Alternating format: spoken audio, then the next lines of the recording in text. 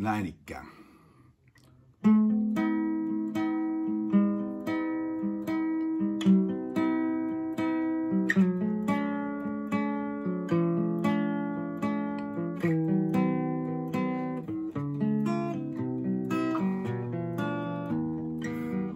Ruohon korteen puhaltaa se joku jossain aivan liian kaukana.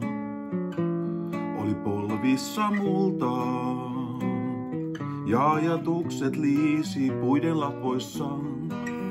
Mä näen jo vesitornin huipun, ei enää pitkää matkaa oo. Vieläkö sulla on se laulu, se kuva missä mäkin oon? Ja niin edespäin. Loput rahalla sit.